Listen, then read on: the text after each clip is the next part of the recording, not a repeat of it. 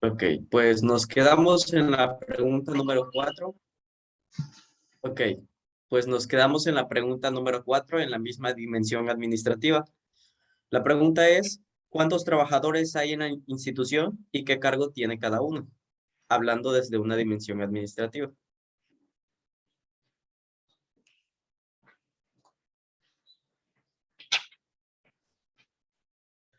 Disculpe, no se escucha.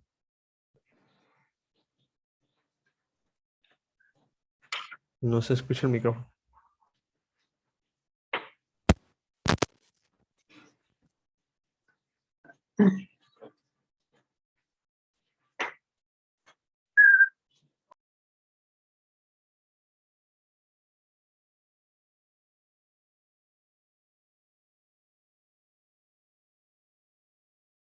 No sé sin escuchar. Todavía sigue sin. No, sigue sin escucharse.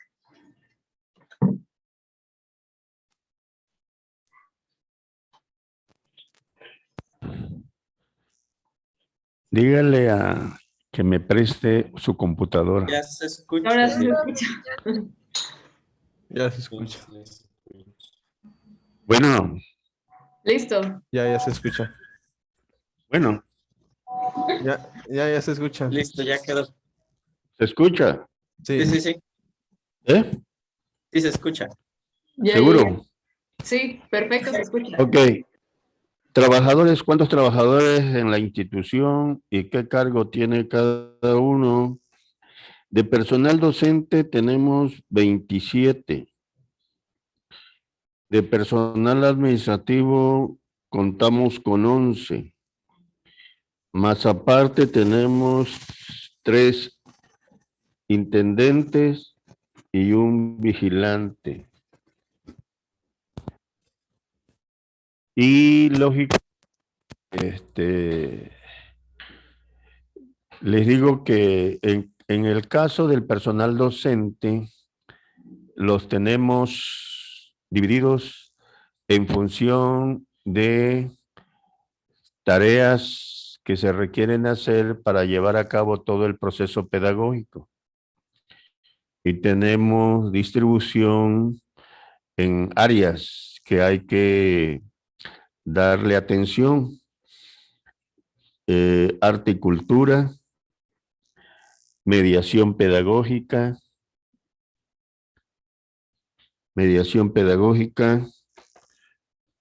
tutorías, práctica docente, práctica profesional, perdón, y servicio social, la subdirección académica, lógicamente.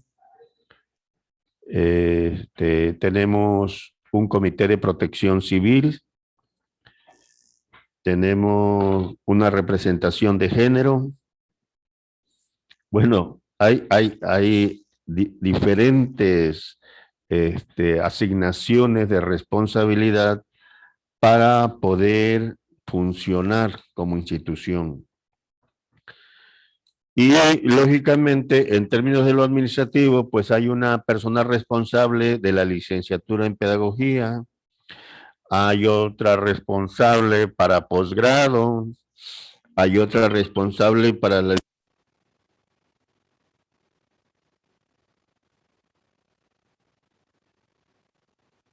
dedicado al control escolar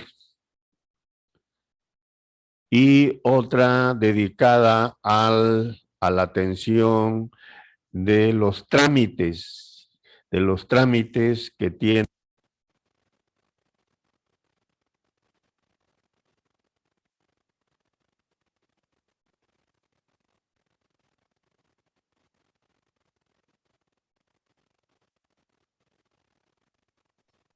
Se volvió a cortar el audio del micrófono.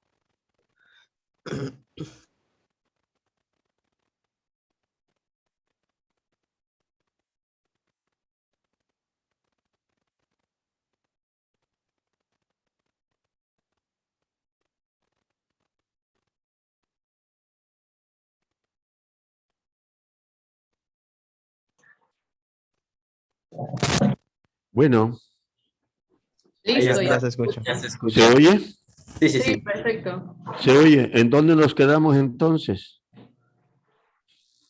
El que tiene la pregunta, que fue anotando. Nos quedamos en la pregunta de qué trabajadores hay en la institución y nos quedamos Sí, antes de la palabra de los programas. ¿Sí? ¿Me escucho? sí. Sí, Del personal. del personal administrativo, ¿no? Les decía yo, hay un personal responsable de la licenciatura en pedagogía. Hay otro responsable de los estudios de posgrado y del EPEM. Hay otro que se dedica a hacer la cuestión de los trámites del personal administrativo y docente. Y lógicamente hay alguien que se encarga, que es el control departamental que le llamamos, que se encarga de lo financiero. ¿Sí? Entonces, todas las instituciones de alguna manera subdividen sus funciones, los dividen en funciones y se le asigna a cada uno una responsabilidad para que pueda desarrollarse las actividades según sean académicas, administrativas o de otro tipo. Muchísimas gracias. Pasamos Ok. a la siguiente pregunta.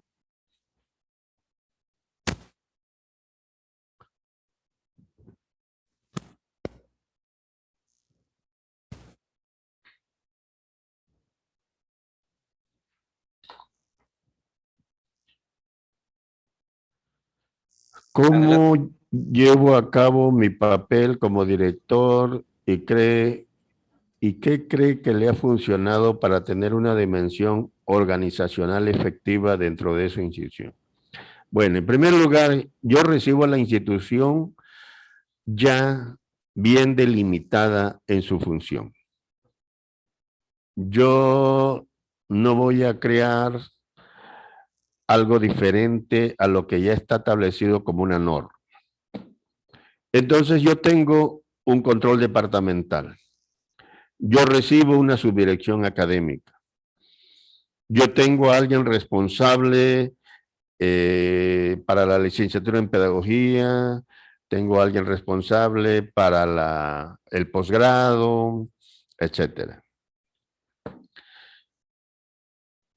Lo que, lo que no tenía yo y que se tuvo que implementar es los talleres. Los talleres es una acción de intervención de mi parte porque como maestro, pues lógicamente me di cuenta que mis estudiantes carecen de ciertas eh, competencias. Y en función de eso se establecieron los talleres que se imparten cada sábado.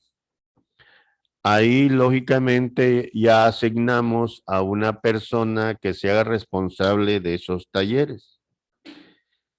Y para motivar a los estudiantes a que participen, pues se les entrega un diploma y se les dice, bueno, el diploma te lo vas a ganar haciendo las tareas y estando presente en cada taller. ¿Sí?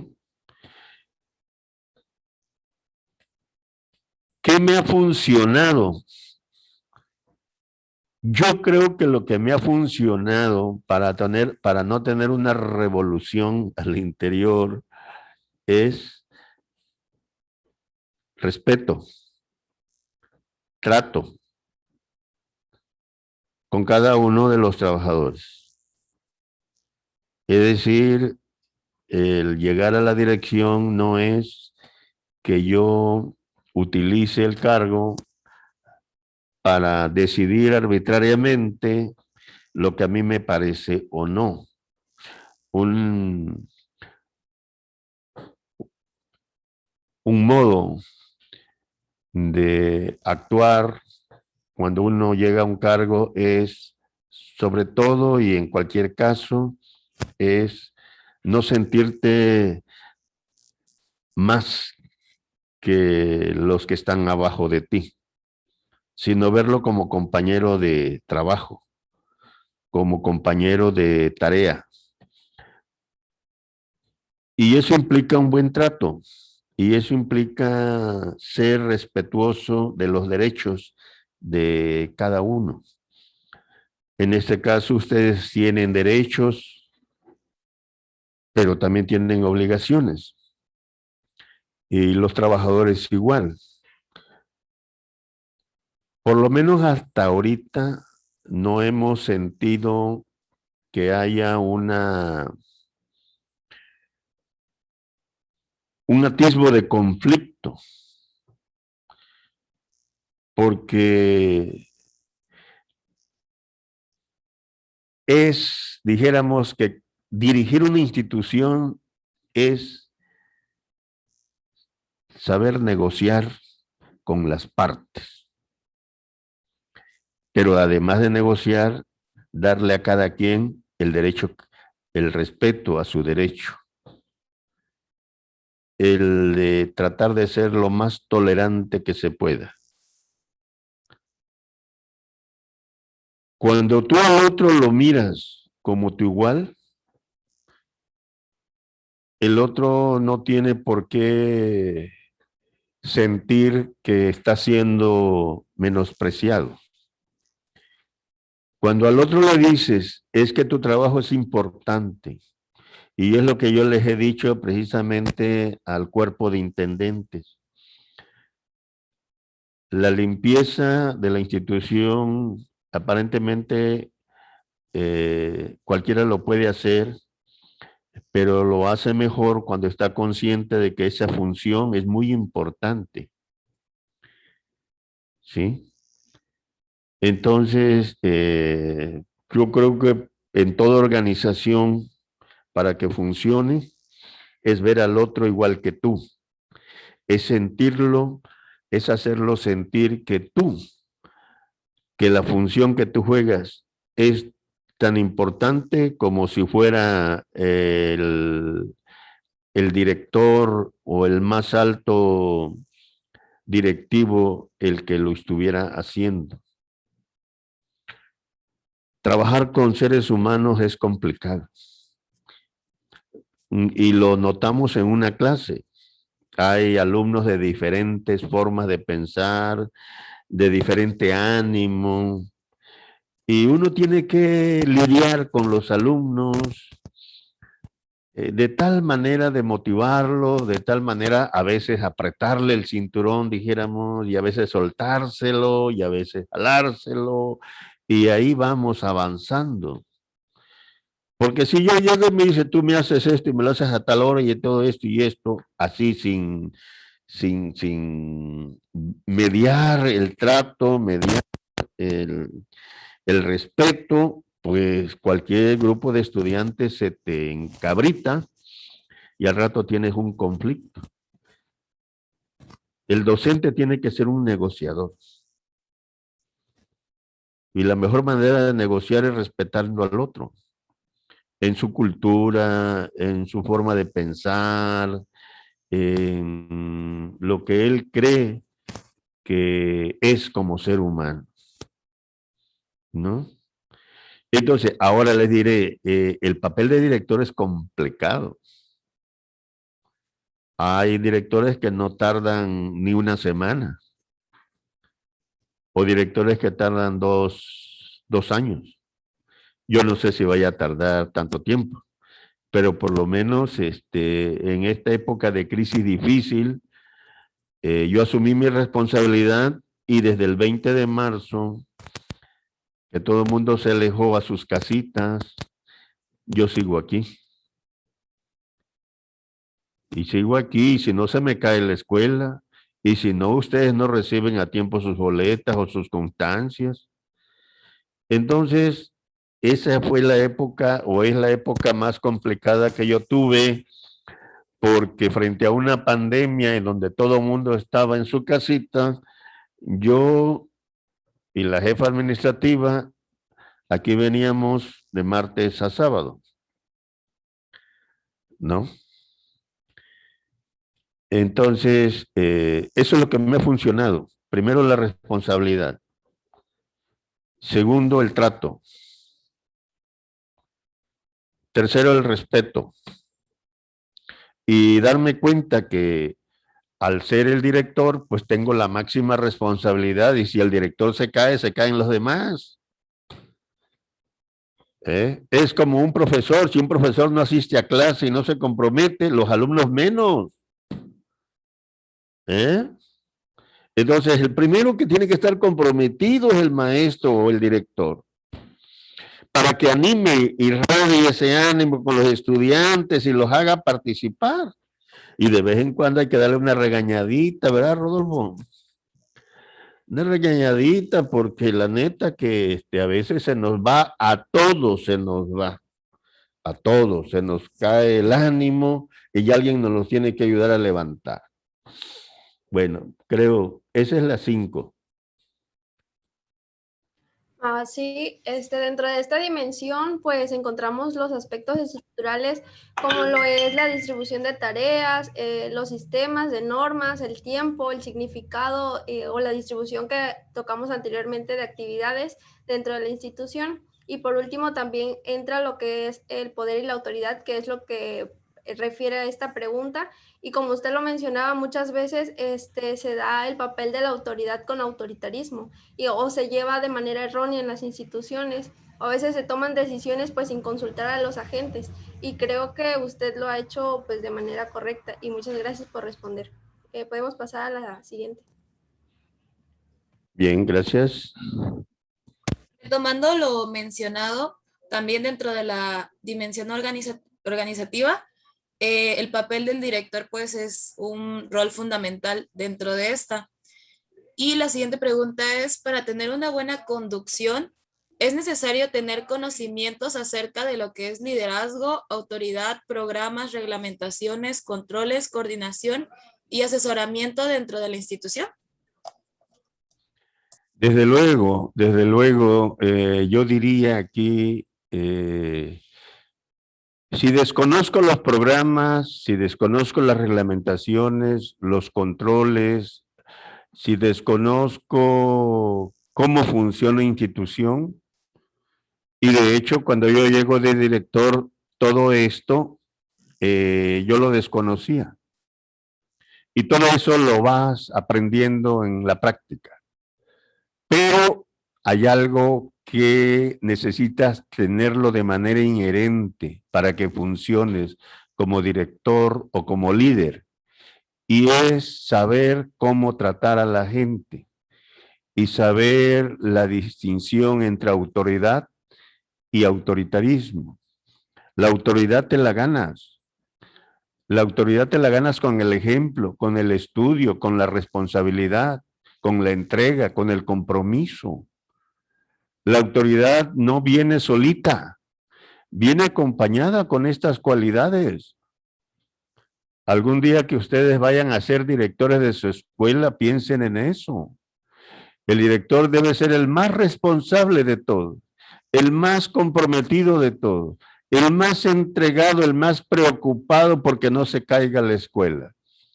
Pero un director que no llega a la escuela o que llega cada vez que puede llegar y que no enciende el ánimo, pues, o sea, no va a funcionar mucho tiempo, ¿no? Y eso tiene que ver con el liderazgo. El liderazgo se aprende, pero también uno lo trae de manera innata. Todos aquellos que tenemos la capacidad de mirar hacia adelante, otear más allá de la mayoría, y que lo sumamos al ejemplo, al compromiso, nos convertimos en líderes. Y un maestro es un líder de opinión. es un líder en el saber, es un líder y lo primero que aprende un maestro es a liderear a 20 muchachitos, niños, infantes, si se quiere, ¿no? Depende del nivel en que vaya a estar ejerciendo su profesión. ¿Sí? Y aprendan ustedes, la primera forma de ganarse a unos muchachos es conocer su materia, conocer la materia que vas a impartir, porque de ahí deviene lo demás. El muchacho se tiene que sentir seguro de que con ese maestro va a aprender algo. ¿Sí? Entonces, el maestro es un líder nato de niños, de jóvenes, de adultos, pero debe tener autoridad. Y esa autoridad viene del conocimiento, del trato, de la visión amplia que tenga para saber a dónde va a conducir a sus alumnos, a la institución, ¿sí? Y a mí, ¿qué más que me gustaría como visión que yo propuse precisamente cuando yo asumí la dirección? Que esta universidad se convierta con el paso del tiempo en una universidad de excelencia formadora de maestros. Y para que sea una universidad de excelencia formadora de maestros, todos los profesores, el personal administrativo, hasta el mismo intendente, tienen que estar comprometidos en ese crecimiento y desarrollo, poner su granito de arena para que podamos convertirnos el día de mañana en una universidad con mucho prestigio moral, intelectual, académico. ¿Sí? Entonces, lo otro, programas, reglamentaciones, a lo mejor no lo sé.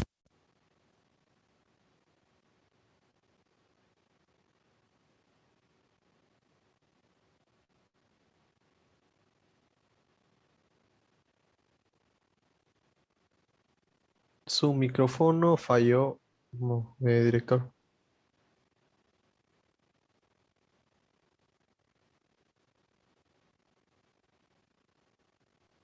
¿No se escucha?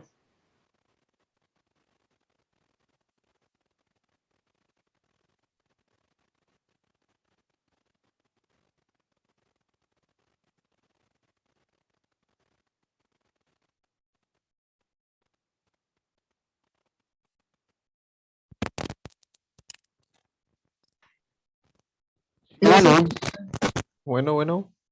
Ahí está, creo que se logró está ya. escuchar también. Bueno, ya Ahí creo que ya se está. escucha. ¿Ya? ¿Se escucha? Ya. Sí, profe, ya. Ok. Pongo el ejemplo Sí. de ustedes. A mí me avisan a las 2 de la tarde de cierto día que ustedes no, o muchos de ustedes no han ingresado a clase. Entonces yo le digo a la subdirectora, ¿y cuál es la razón? No me pueden decir. Bueno, vamos a hablar con ellos para saber qué cosa es lo que está sucediendo en ese salón. Y entonces ahí entra el diálogo, entra de que antes de que eso se convierta en un problema, atender inmediatamente lo que está sucediendo. Eso implica y lleva mensajes. Le dice al alumno, no podemos estar desatentos a lo que es nuestra responsabilidad. Y tenemos que participar más activamente. Le dice al maestro, Aguas, me tienes que informar qué está pasando en tu salón para que te ayudemos a resolver el problema antes de que se convierta en otra cosa que no es la finalidad que se perseguía. Entonces hay que estar atento a lo que ocurre en el contexto en el que nos estamos desenvolviendo. Y esa es una tarea muy importante. Y eso tiene que ver con la responsabilidad. Y eso tiene que ver con que todos caminemos de manera responsable a conseguir un objetivo. Ustedes formándose como buenos maestros y nosotros dando las bases para que la institución consiga el éxito esperado.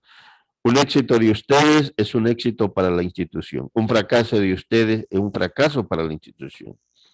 Cuando un maestro, fíjense bien, me reprueba, voy a poner un ejemplo muy drástico, 10 de 20. 10 de 20. El maestro, un maestro responsable desde el primer mes visualiza qué estudiantes son aventajados, qué estudiantes van lentos, qué estudiantes no se mueven igual. Y empieza a tener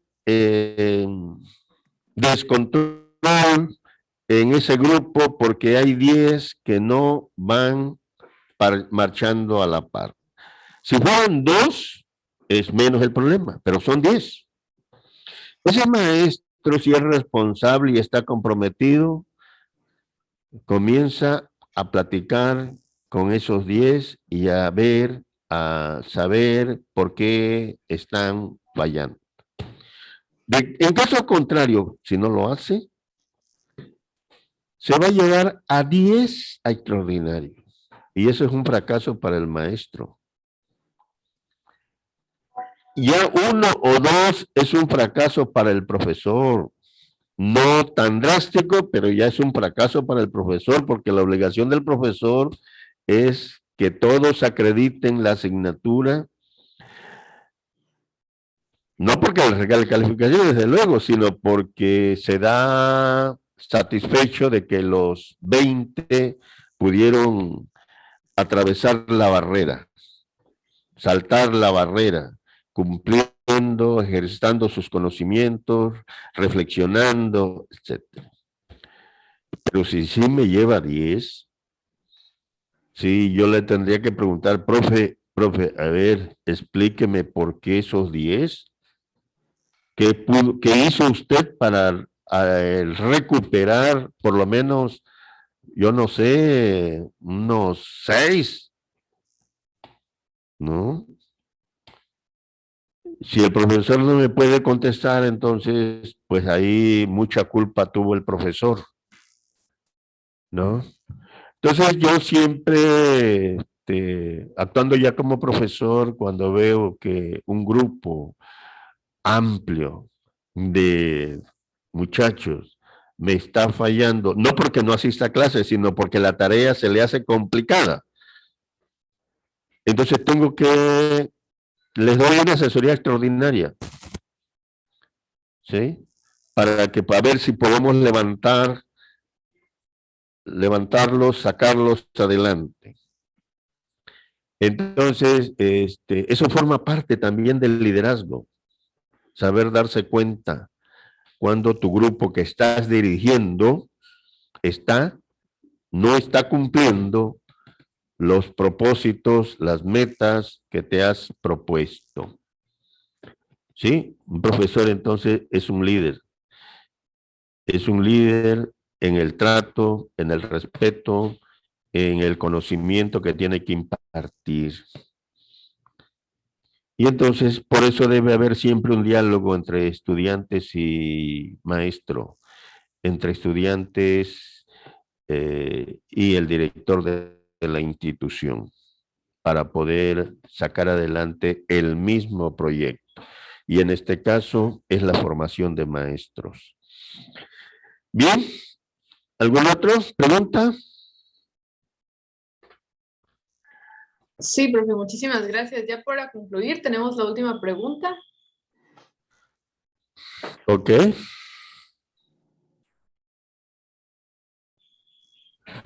Y vamos a hablar un poco sobre una educación de calidad dentro de la dimensión social. ¿Es la cultura comunitaria una herramienta que conduce a una educación de calidad?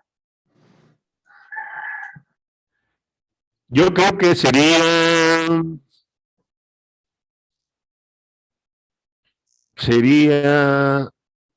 no complementaria. No podemos olvidar algo importante, que el maestro no es el maestro aislado en un salón de clases. El maestro tiene que ser un líder comunitario. Un maestro que se concentra solamente con sus alumnos y a ciertos saberes curriculares, le falta algo, y es saber vincularse a la problemática de una sociedad o de la sociedad en la cual está. Y eso lo conduce a otra vinculación más amplia, que es la del país o la del Estado. En este sentido, la cultura comunitaria contribuye a conseguir otra perspectiva o otra manera de entender la formación magisterial.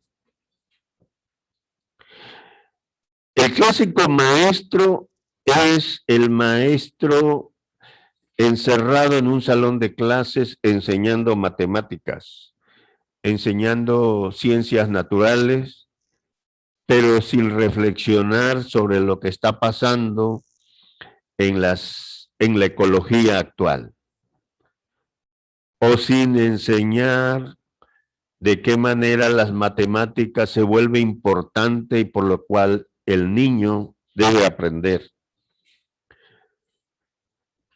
Entonces, la participación de la comunidad, la vinculación del maestro a la cultura de la comunidad, a los problemas de la comunidad, nos permite visualizar ese nuevo maestro que hasta el momento no lo tenemos.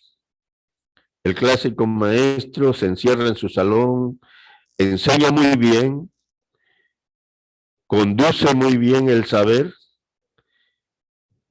pero no se relaciona con lo social, con los problemas del país.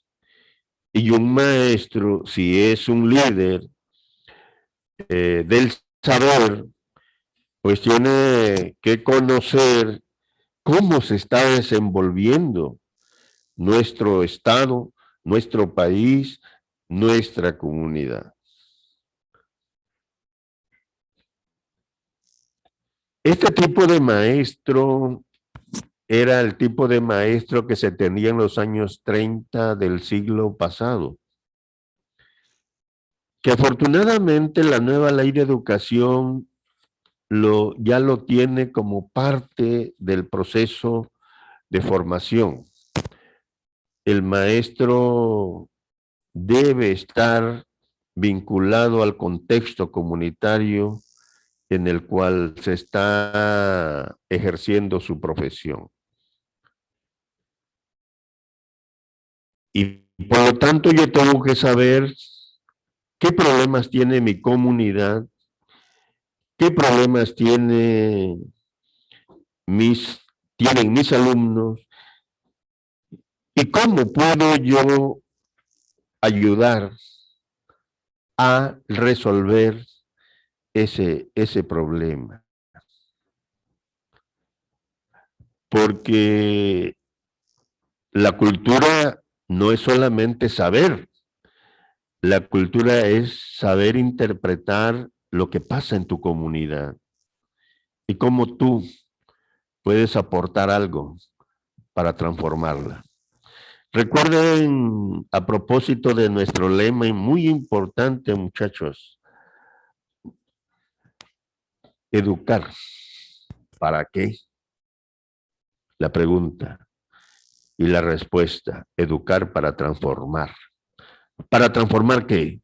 para transformar al maestro, para transformar al niño, para transformar a la comunidad, al país en donde tú estás trabajando como maestro. Entonces, esa es la conciencia que se quiere establecer, desarrollar aquí en la UPN 305. Hacer concreto ese lema.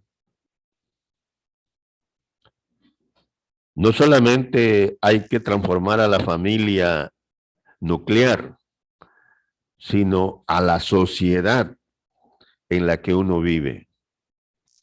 Y lo pueden hacer ustedes a través de los conocimientos científicos, culturales, políticos, sociales, que tienen que discutir y analizar en el salón de clases, en la escuela, y lo pueden hacer de diferente manera.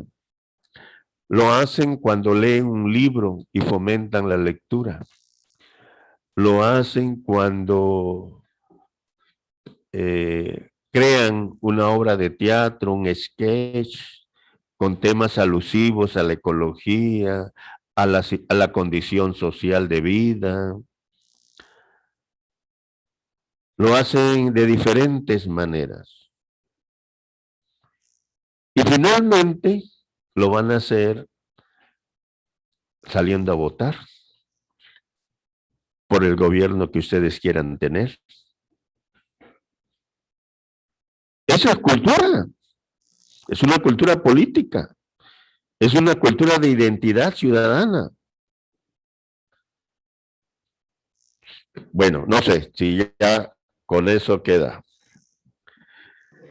Sí, En claro. síntesis, estamos formándonos para profesores, pero también para ayudar a la transformación de la comunidad en la cual estemos insertos. Así que yo les pido, la primera etapa de eso es entréguense a estudiar ustedes, fórmense como maestros, prepárense desde ahorita, ya vayan eligiendo el tema de su tesis, entréguense a la investigación, ¿sí? Ya pasó el tiempo de aquella etapa de irse a la playa y disfrutar la vida de otra manera.